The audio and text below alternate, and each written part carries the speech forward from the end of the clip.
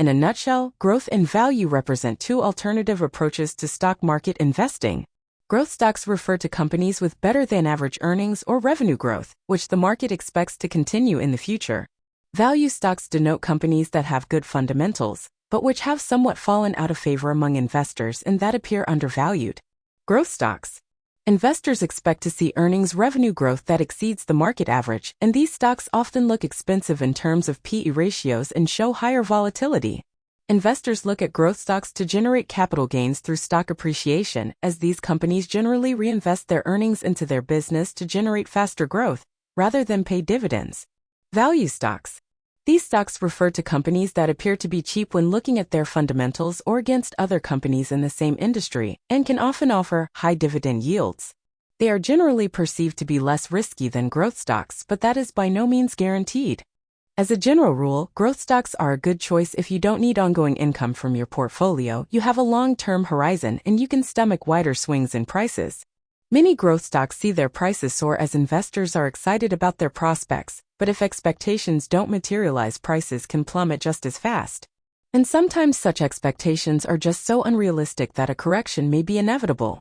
At its peak in November 2021, Tesla's market cap reached $1.2 trillion, implying a market share of 60% plus of the entire global passenger EV market and a level of profitability higher than Apple's by 2030.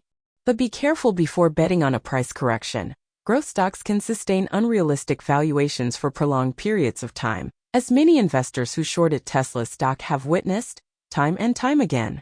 On the other hand, if you are investing in stocks looking for dividends to complement your income, value stocks are a more obvious choice, given the lack of evident growth opportunities.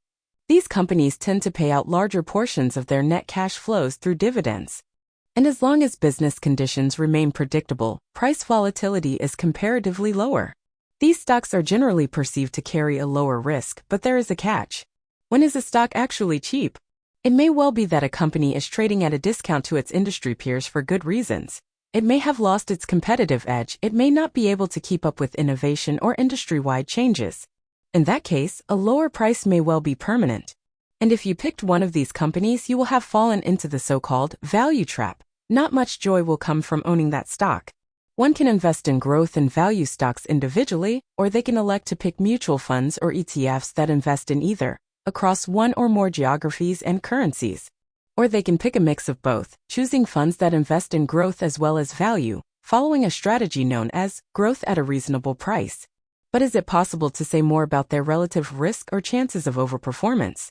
Not really. There will be periods when growth stocks are less risky than value stocks.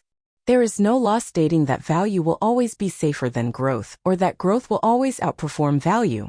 Despite growth having dramatically outperformed value since the financial crisis, in the last year the trend has reversed.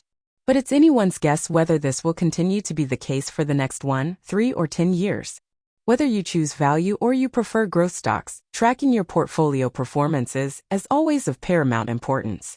If you are not registered yet, visit Xerio to create your free account and start tracking everything you own.